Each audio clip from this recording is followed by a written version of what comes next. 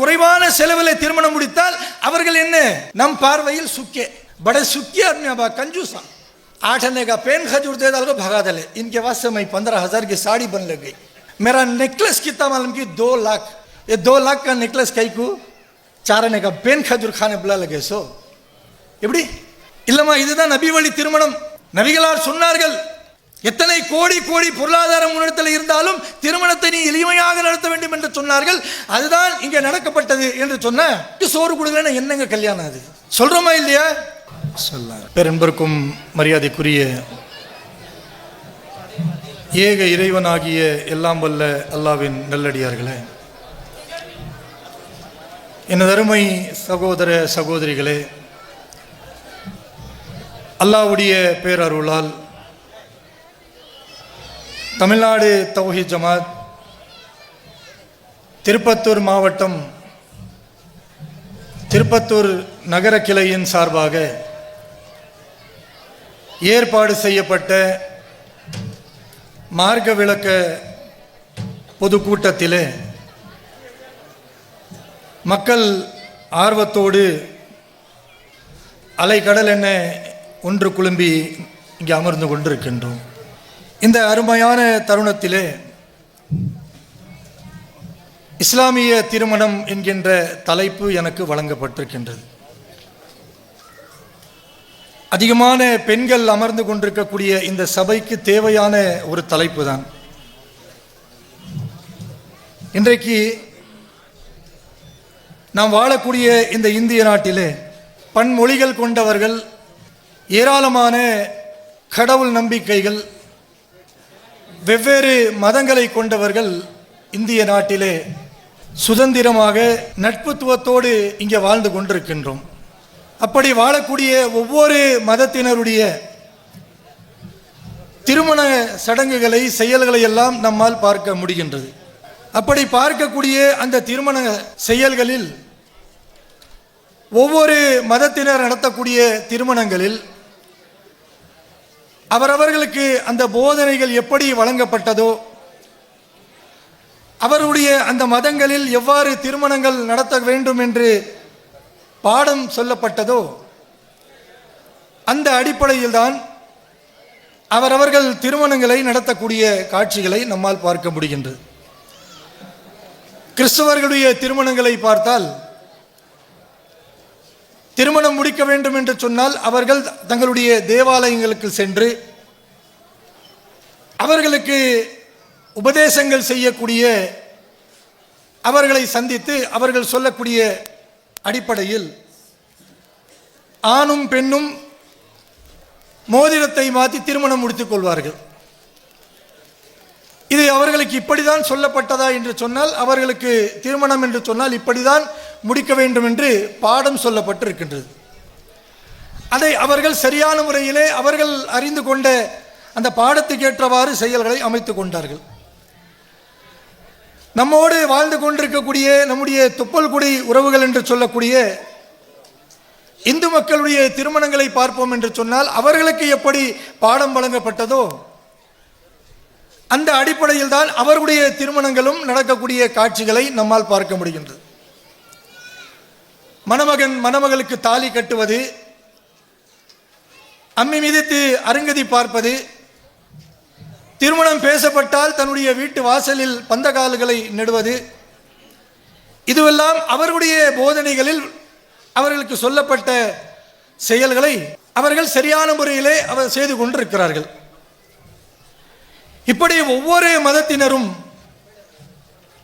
அவரவர்களுடைய சடங்குகள் ஏற்றவாறு, அவர்கள் அறிந்து கொண்ட அந்த போதனைகள் ஏற்றவாறு திருமணங்கள் நடத்தக்கூடிய இந்த நாட்டிலே இஸ்லாமியர்களுடைய திருமணங்களையும், இஸ்லாமியர்கள் இஸ்லாம் அல்லாதவர்கள் நம் எல்லோரும் முஸ்லிம்கள் நடத்தக்கூடிய திருமணங்களையும் பார்த்து கொண்டுதான் இருக்கின்றோம்.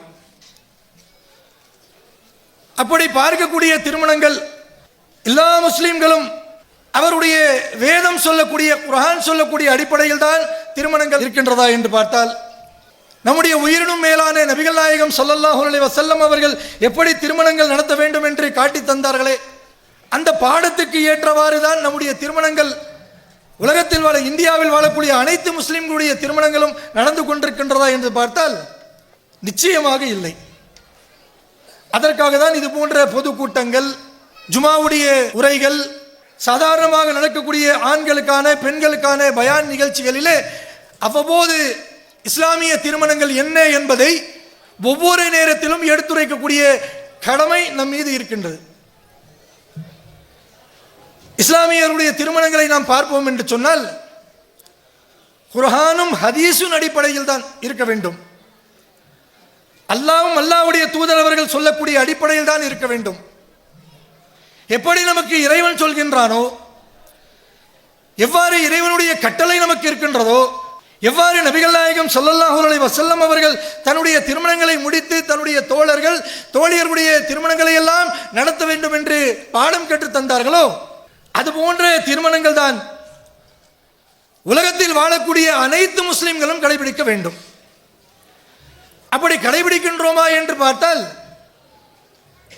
உலகத்தில் வாழக்கூடிய மக்களிலே விரல் விட்டு எண்ணக்கூடிய அளவிற்கு சொற்பத்தில் சொற்பமான திருமணங்கள் தான் இஸ்லாம் சொல்லக்கூடிய அடிப்படையில் நடக்கக்கூடியதை பார்க்க முடிகின்றது.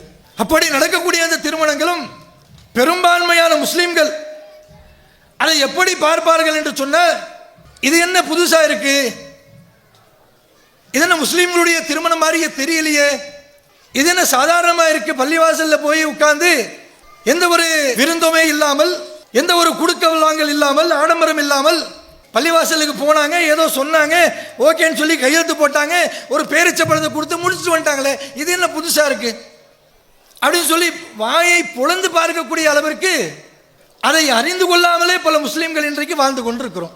பலர் பாருங்களேன், இதை இஸ்லாமிய திருமணம் என்னவென்று தெரியாமலே நபி வழியில் நடக்கக்கூடிய திருமணங்களை பார்த்தால் அவர்களை திருமணங்களை கலந்து கொண்டு தன்னுடைய வீட்டுக்கு திரும்பி வந்துட்டாங்கன்னு சொன்ன அந்த திருமணத்தை பத்தி பேசிக்கிட்டே இருப்பாங்க, புலம்பிக்கிட்டே இருப்பாங்க. பேசிக்கிட்டே இருப்பாங்கன்னு சொல்றதை விட புலம்பாலம் பிரிச்சுவாங்க. என்ன புலம்பல் இருக்கும்? काय की शादी को जाको आज हमें एक दावत नहीं, एक बिरयानी नहीं, एक सब्जी डाले नहीं ना, जाए सो आदमी को एक नहीं वाला खाना नहीं, एक पेन खजूर भी एक चाह दे को भेज डाले शादी गए कैसे सुखी आदमी की शादी को जाको எப்படி நபி வழியில் திருமணம் நடந்தால் எளிமையான முறையிலே பேரித்த பழங்கள் கொடுத்து மிக செலவு குறைவான செலவில் திருமணம் முடித்தால் அவர்கள் என்ன नम पार्वईल सुखे बड़े सुखे आदमी अब कंजूसा 8 आने का पेन खजूर दे डाल को भगा दले, इनके वास्ते मैं 15,000 की साड़ी बन लग गई. मेरा नेकलेस कितना मालूम की 2 लाख, ये 2 लाख का नेकलेस कई को 4 आने का पेन खजूर खाने बुला लगे. सो எப்படி இல்லமா இதுதான் நபி வழி திருமணம்.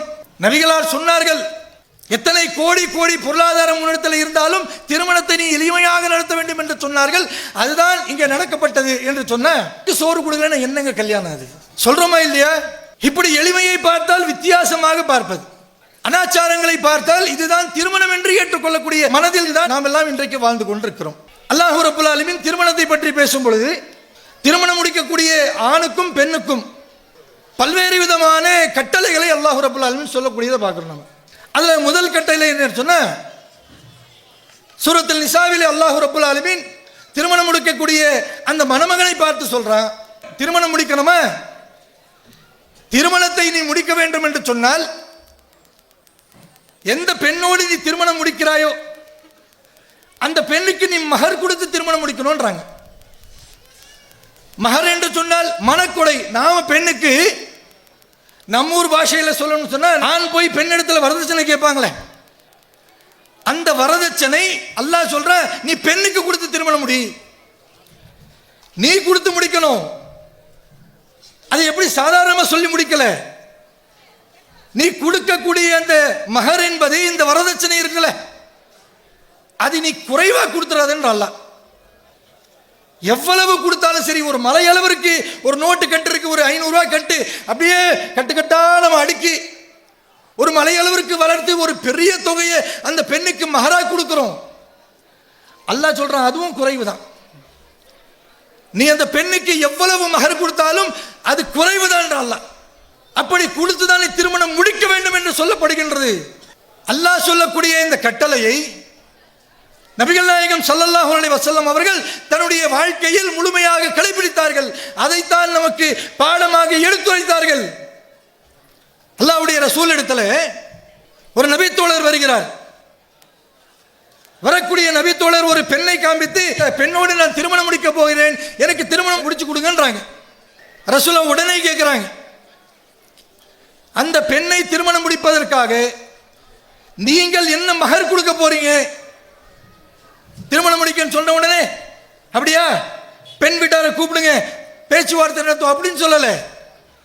எந்த ஆண் மணமகன் வந்து இந்த பெண்ணை நான் திருமணம் முடிக்க வேண்டும் என்று சொன்னாரோ அந்த ஆணிடத்தில், அந்த மணமகனிடத்தில் நபிகளார் கேட்கிறார்கள், இந்த பெண்ணுக்கு நீங்கள் என்ன மகராக கொடுத்து திருமணம் முடிக்க போறீங்க? மகர் என்ன கொடுப்பீங்க? உடனே சொல்றாரு, யாரு சொல்லலாம், என்னிடத்துல மகராக கொடுப்பதற்கு எதுவுமே இல்லை, நான் கட்டிய வேட்டியை தவிர. அப்புறம் சொல்ல என்ன சொல்லல, பரம ஏழை போல இருக்கு, கட்டிய வேட்டியை தவிர வேற எதுவுமே இல்லை, போப்பா திருமணம் முடிச்சுக்கோ அப்படியா சொன்னாங்க. போய் வீட்டில் போய் தேடி பாரு, ஏதாச்சும் கிடைக்கும். இரும்பால் செய்த ஒரு மோதிரமாவது இருக்கும், இரும்பு மோதிரம். தங்கம் கிடைக்கல, வெள்ளி கிடைக்கல, ஒரு இரும்பால் செய்த மோதிரம் இருக்கும், அதையாச்சும் கொண்டு வந்து மகரா கொடுத்து திருமணம் முடி. போய் தேடி பார்க்கிறாரு, இல்ல. மறுபடியும் வந்து சொல்றார், யார சொல்லலாம், நீங்கள் சொல்லக்கூடிய அளவிற்கு இரும்பால் செய்த மோதிரம் கூட இல்லை. நபிகளார் அந்த நேரத்தில் மௌனமா இருந்துறாங்க. சபையே மௌனமாக மாறுகின்றது. சில நேரம் அவர்கள் நின்று கொண்டு இந்த திருமணம் முடிக்காது என்று நினைத்து கொண்டு அவர்கள் திரும்பி போறாங்க. நபிகளார் மறுபடியும் அழைக்கிறாங்க. அழைத்து சொல்றாங்க, குர்ஆனில் எத்தனை அத்தியாயங்கள் நீங்கள் மனனம் செய்து வைத்திருக்கிறீர்கள்? எத்தனை அத்தியாயம் உங்களுக்கு தெரியும்? அவர் சொல்கிறார், இத்தனை அத்தியாயங்கள் எனக்கு தெரியும், இதை மனனம் செய்து வைத்திருக்கிறேன் என்று சொல்றார். சொன்ன உடனே அல்லாஹ்வுடைய தூதர் அவர்கள் சொல்கிறார்கள், நீங்கள் அறிந்து கொண்ட இந்த குர்ஆனுடைய அத்தியாயங்கள் எல்லாம் நீங்கள் மணமுடிக்கக்கூடிய இந்த பெண்ணுக்கு நீங்க சொல்லி தரணும். இதுதான் மகர், இது மகராக கொடுத்து நீங்கள் திருமணம் முடிக்கணும். எதையுமே கொடுக்காம திருமணம் முடிக்கக்கூடிய சட்டம் இஸ்லாத்தில் எந்த ஒரு தருணத்திலும் இல்லை. இன்றைக்கு நடக்கக்கூடிய திருமணங்கள் இப்படி நடக்கின்றன. பல திருமண சபைகளில் பார்க்கலாம், மகர் நிலை என்ன தெரியாமலே மணமகன் வந்து உட்கார்ந்துட்டு இருப்பாரு. என்னது மகரா? அப்படி எதுவுமே சொல்லவே இல்லை எங்க அம்மா அப்பா அப்படின்னு. என்னங்க கடைசி நேரத்தில் கேட்குறீங்க, பாக்கெட்ல காசே இல்லை அப்படின்னு. யோசிச்சு பாருங்களேன், பெண்ணுக்கு நாம கொடுத்து திருமணம் முடிக்க வேண்டும் இந்த மார்க்கம் நமக்கு சொல்கின்றது.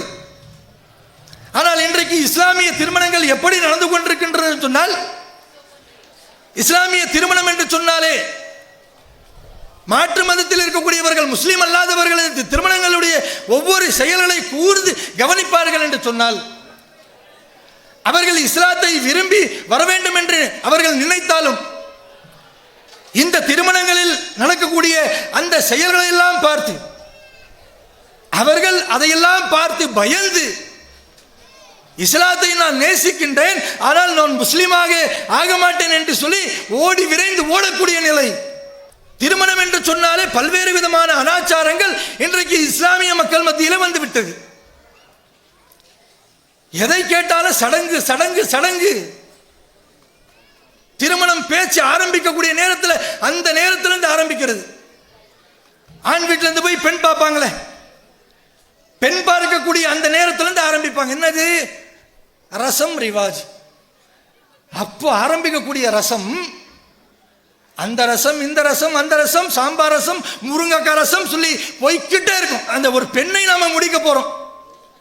மார்க்கம் நமக்கு மிக அழகாக கற்றுத் தருகின்றது. பெண் பார்த்து விட்டீர்களா? அது பிடித்து விட்டதா? அவருடைய வழியாக இருக்கக்கூடிய பெற்றோரிடத்தில் அனுமதியை கேட்டோமா? நாம் எவ்வளவு மகர் கொடுக்க போகிறோம் அதை சொல்லிட்டோம். அடுத்தது திருமணத்தை முடிங்க எளிமையான முறையில். ஆனா இங்க என்ன கதை? சற்று யோசிச்சு பாருங்களேன். யாரையும் நம்ம நோகடிக்கிறதுக்காக சொல்லல. இதையெல்லாம் சொன்னாதான் நம்ம செய்யக்கூடிய தவறுகள் நமக்கு நினைவில் வரும். பெண் பார்க்க போறோம்ல, அந்த நேரத்தில் ஆரம்பிப்பாங்க. ஒரு பெண் பார்க்கக்கூடியவர்கள் ஆண் வீட்டார் பெண் வீட்டுக்கு போவார்கள். போன உடனே பெண்ணை தானே பார்க்கணும். போறவங்க ஃபர்ஸ்ட் அவருடைய பார்வை எங்க இருக்கு தெரியுமா? அந்த வீட்டை சுத்தி இப்படியே பார்த்துட்டு இருப்பாங்க. घराना कैसा है देखना, हमारा बच्चा शादी हो को उसकी बीवी को बुला लगाया तो रात को टिकेगा, उसके ऐसे रूम है क्या लॉजिंग देखते हैं तुम्हें? ஒரு ஊருக்கு போய் ஒரு லாட்ஜ் எடுக்கும்போது ரூம் எப்படி இருக்கு, வசதி இருக்கா, நைட்டு தூங்கணுமே, ஒரு ரூம் எப்படி இருக்குன்னு பார்ப்போம்ல, அந்த மாதிரி हमारा बच्चा आपको टिकेगा। सास के घर में रूम है क्या? क्या जी वो एक ही रूम में 4 जने सोते हैं, मेरा बच्चा कैसा आगो सोगा? कई कुछ आगो सोना, घर में जगह नहीं तो तुम्हारे घर को जाओ। அந்த நிலையில் ஆரம்பிப்பது ஒரு வழியா பெண் பார்த்தாச்சு, பிடிச்சாச்சு, பெண் பிடிச்சு போச்சு. அடுத்தது என்ன செய்யணும்? நபிகளார் சொன்ன அடிப்படையில் திருமணத்துடைய தேதி குறித்து எவ்வளவு மகர் கொடுக்க போறோம்னு சொல்லி முடிவு பண்ணி அந்த திருமணத்தை நபிகள் நாயகம் அவர்கள் காட்டிய அந்த அடிப்படையில் எளிமையான முறையில் அந்த திருமணத்தை முடிக்க வேண்டும். ஆனால் இன்றைக்கு நடக்கக்கூடிய திருமணங்கள் எப்படி? பெண் பார்த்தாச்சு, பெண் பிடிச்சாச்சு, பிடித்தவுடனே அந்த போகக்கூடிய அந்த சபையிலிருந்து யாராச்சும் ஒருத்தர் வார்த்தை பேசுவாங்க. என்ன வார்த்தை எனக்கு தெரியுமா? बच्ची पसंद आ गई मां, अब बोलो बच्ची को क्या डालेंगे? क्या डालना? नहीं मां, तुम्हारी बच्ची को क्या डालेंगे जरा बोलो। हमें क्या थी डालते हैं, तुम्हें क्या करते हैं बोलो जी। हमारा खानदान बहुत बड़ा खानदान, सबको जवाब देना। कई को भीख मांगने शुरू करते हैं। कैसे भीख? एक एक घर के भाई धेलिच के आपको अल्लाह के नाम पर देव मां, भूख लगती खाना देव मां, जरा पैसा देव मां।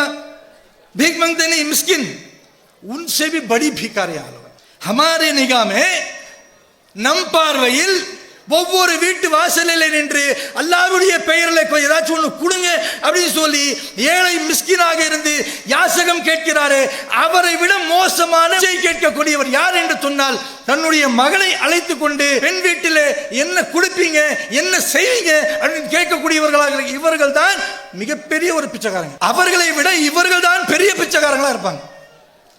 बच्ची को क्या डालते हैं? हमारा खानदान बड़ा, 50 सौरन माल डाल डालो। हमारे वास्ते पूछे नहीं, तुम्हारे बच्ची के वास्ते। अभी संडे पोटे मोदी मुट्टी 50 सौरन नगை வாங்கியாச்சு, அடுத்த பிச்சைக்கு ரெடி. என்ன பிச்சை? बच्चे को जोड़े का पैसा कितना देते हैं? काय को जी जोड़े को पैसा देना? जोड़ा लेने गदी निस्तु से शादी गई को भीख मांगो जोड़ा पहनना, वही तो भीख मांगो पहनना बोल को क्या जरूरत है? वही से भिखारी को शादी तक को। हमारा बच्चा कितना कमाता है मालूम? हीरा हीरा बच्चा जनकोइया में सुबह को घर से निकला तो हाफिज जाता, हाफिज में काम खत्म करा तो सीधा घर को आता, काम भी खड़ता नहीं, चाय पीता नहीं, दोस्तों से बात करता नहीं। हीरा जन को रखी 50 से लेते 60,000 कमाता है, हीरा बच्चों को देते हैं। वही से बच्चों को तुम्हें क्या देते हैं? क्या देना? 4 अक्ल नसीहत देना, माँ बाप अक्ल नसीहत देना। जागो काम भी भीख मांगना को बेटे, बेटी देते थे घर में भीख मांगना को बेटे बोलना। वही से माँ बाप जागो वहां बैठ जाओगे, क्या देते हैं? बला तोलची 10,000 रुपये देते हैं, कपड़े लगो तोलो बोलो पहनो। पर 10,000 में क्या जी कर रहा? 1 लाख रुपये दिया लो, तुम्हारा जवाई पहन लगो, सूट पहन लगो, खड़े तो ना तुम ना शान। तुम्हारी घर की इज्जत इतने दिन की इज्जत इतनी बेइज्जती नो लंगे फिर लगो थे। आज इन्हें देते से 1 लाख रुपए में रेमंड्स का कोट पहन लगो, आरएस के घर की इज्जत बढ़ाते हैं सब भिखारियां। कैसा की भीख मांग को माल ले लिए, कपड़े का पैसा ले लिए, कपड़ा पैसा जमा लिए, तीसरी भीख।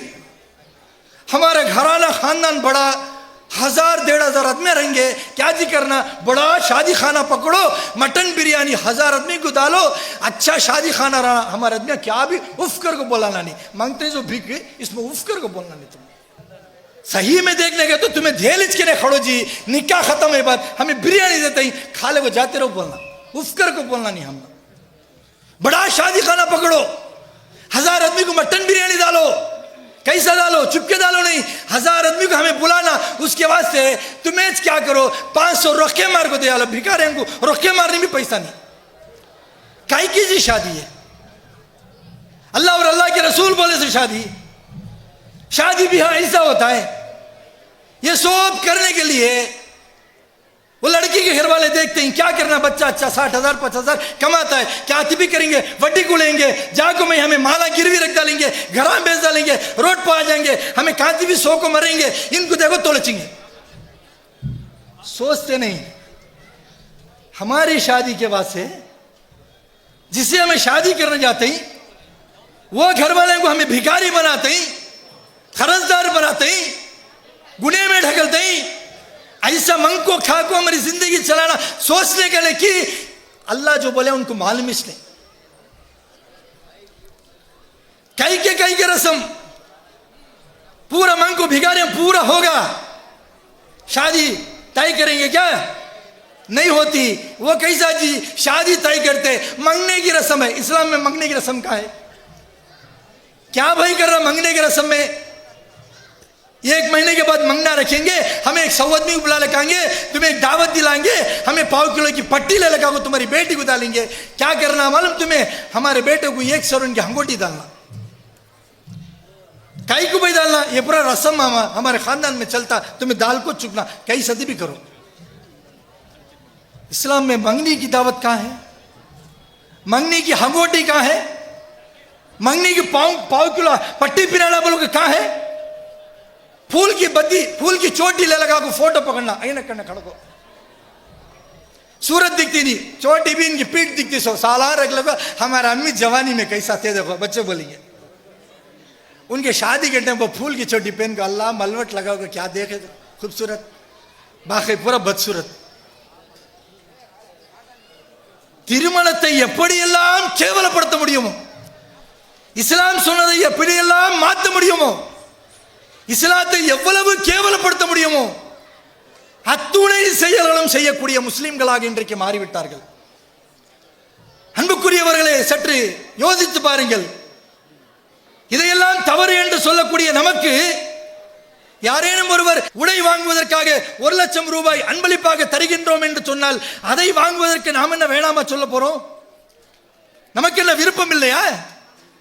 வரக்கூடிய பொருளாதாரம் என்பது நமக்கு ஹலாலான முறையில் வர வேண்டும். அல்லாஹ் தடுத்ததாக வரக்கூடாது, நபிகளார் தடுத்ததாக வரக்கூடாது. நாம் கேட்கக்கூடிய இந்த வரதட்சணை, நாம் கேட்கக்கூடிய இந்த சடங்குகள், நாம் பார்க்கக்கூடிய செயல்கள், செய்யக்கூடிய சடங்குகள் அனைத்தும் இஸ்லாத்தில் தடை செய்யப்பட்ட ஒன்று.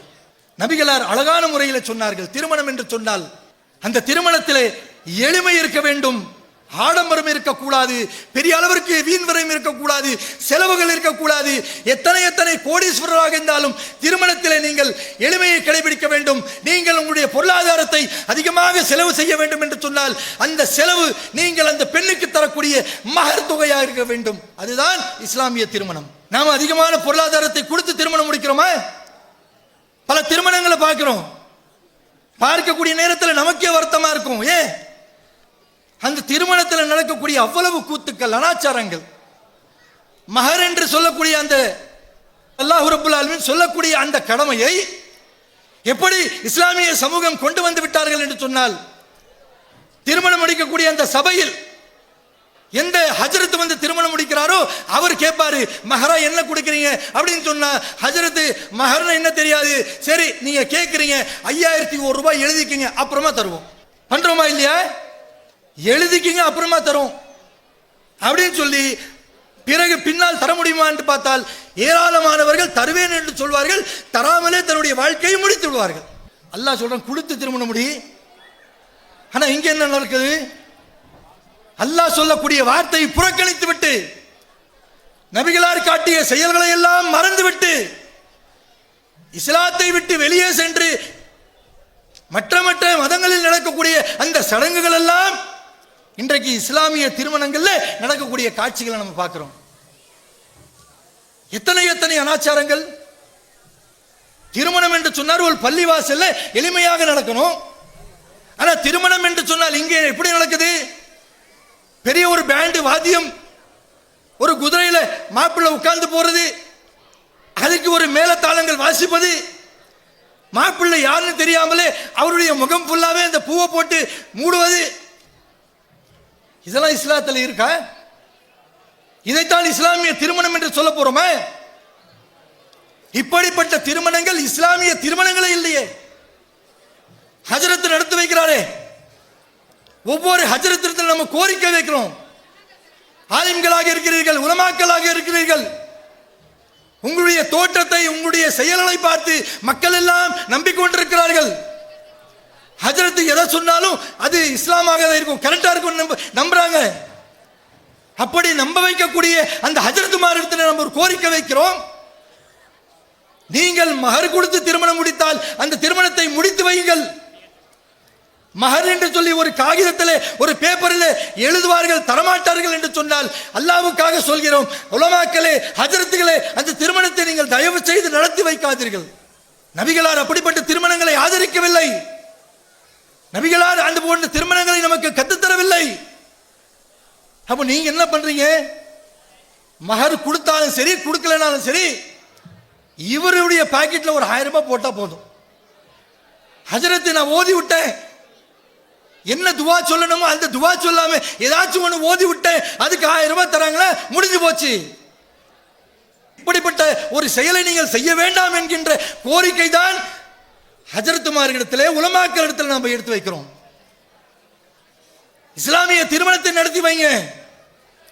நபிகளார் எப்படி மஹர் கொடுத்தால் மட்டும்தான் திருமணம் என்று சொல்லி தன்னுடைய தலைமையில் பல திருமணங்களை நடத்தி வைத்தாரோ, அது போன்ற திருமணங்களை தான் நீங்களும் நடத்தி வைக்க வேண்டும் என்ற ஒரு கோரிக்கை தான் நாம் வைக்கிறோம்.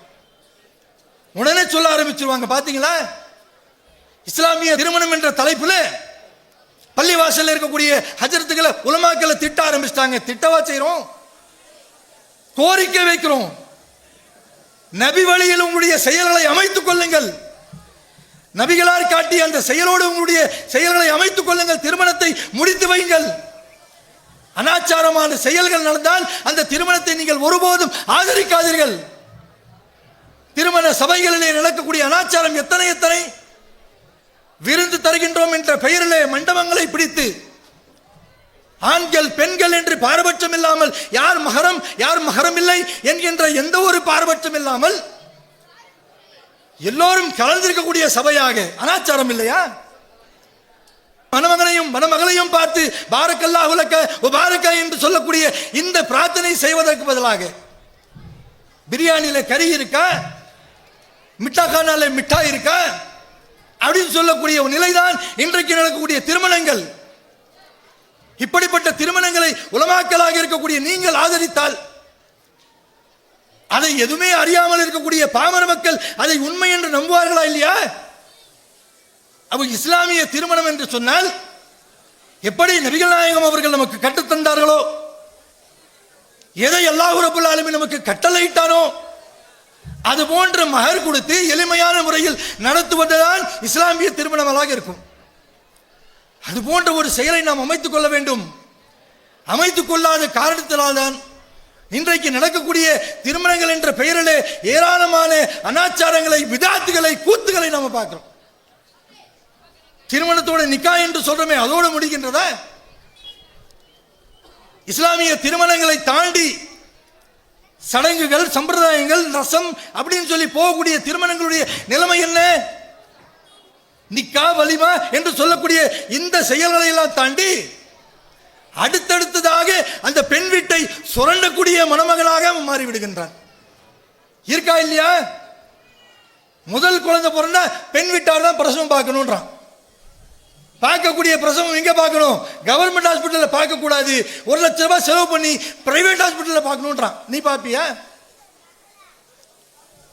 யார் சொன்னா இது? இப்ப நீ தானே பார்க்கணும். சட்டி யோசிச்சு பாருங்க. நபி வழியில் திருமணம் முடிக்கக்கூடிய ஏதேனும் ஒரு மணமகன் நபி வழியில் திருமணம் முடித்து விட்டு தன்னுடைய மனைவியை அழைத்து சென்று முதல் பிரசவத்தை மாமியார் தான் பார்க்க வேண்டும் என்று விட்டு வரக்கூடிய காட்சிகளை நீங்கள் எந்த ஒரு பூத கண்ணாடி வைத்து தேடினாலும் உங்கள் பார்வைக்கு எட்டாது.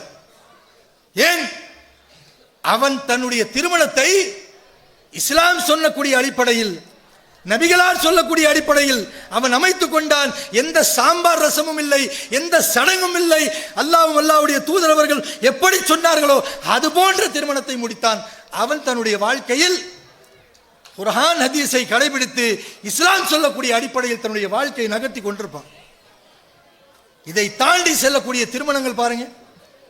குழந்தை பிறந்தா பிறக்கக்கூடிய குழந்தைக்கு பிரசவம் பார்க்கிறது மாமியார் வீடு. குழந்தை பிறந்துருச்சுன்னா குழந்தைக்கு ஹங்கோட்டி போடு, பட்டி போடு, அந்த போடு, இதை போடுன்னு சொல்லி அதுக்கு ஒரு செலவு.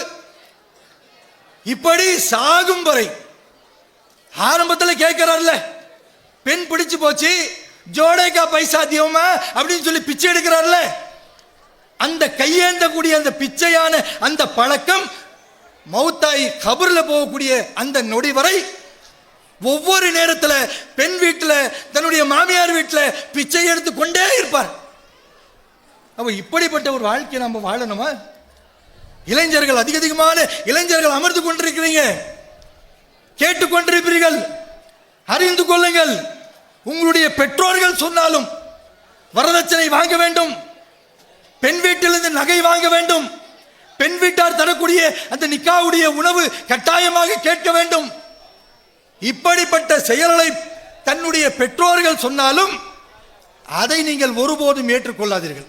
ஏன்? இந்த மார்க்கம் சொல்கின்றது, பெற்றோர்கள் எதை சொன்னாலும் நீங்கள் அவர்களுக்கு பணிவிடை செய்ய வேண்டும், அவர்களுக்கு உபகாரங்கள் செய்ய வேண்டும். ஆனால் மார்க்கத்திற்கு முரணாக மார்க்கம் சொல்லாத செயலை அவர்கள் செய்ய வேண்டும் என்று சொன்னால் அதை நீங்கள் ஒருபோதும் ஏற்றுக்கொள்ள கூடாது என்று அல்லாஹ்வே நமக்கு சொல்லி இருக்கின்றான். அப்போ இந்த பிதாத்துகளான நாம் பாவத்தில் தள்ளக்கூடிய செயல்களை நம்முடைய பெற்றோர்கள் சொன்னாலும், இளைஞர்களே, இளைஞர்களே அறிந்து கொள்ளுங்கள், வரதட்சணை என்று கேட்டால் அவருக்கு நீங்கள் மனம் முடிக்காதீர்கள். இளைஞர்களே, நீங்கள் உங்களுடைய பெற்றோர்கள் வரதட்சணை கேட்க வேண்டும் என்று சொன்னாலும் அந்த திருமணத்திலே நீங்கள் ஒருபோதும் ஒப்புக்கொள்ளாதீர்கள். இஸ்லாம் சொல்லக்கூடிய அடிப்படையில் உங்களுடைய திருமணங்களை நீங்கள் அமைத்துக் கொண்டால் நிச்சயமாக அல்லாஹ்வுடைய பரக்கத் நபிகள் நாயகம் அவர்கள் சொன்ன அடிப்படையில் நம்முடைய வாழ்வில் வந்து சேரும். நாம் வாழக்கூடிய ஒவ்வொரு நாளும் ஒவ்வொரு நொடியும் அல்லாஹ்வுடைய பாதுகாப்போடு, நபிகளார் சொல்லக்கூடிய அந்த பரக்கத்தோடு இந்த உலகத்தில் வாழ்ந்து மரணிக்கக்கூடிய ஒரு நிலை அல்லாஹ் ரப்பல் ஆலமீன் நமக்கு உருவாக்குவான் என்பதை உங்களிடத்திலே கூறிக்கொண்டு என்னுடைய இந்த உரையை நிறைவு செய்கிறேன். வாக்குறுதுவான் அல்ஹம்துலில்லாஹி ரப்பில் ஆலமீன். அஸ்ஸலாமு அலைக்கும் வரஹ்மத்துல்லாஹி வபரகாத்துஹு. الله أكبر الله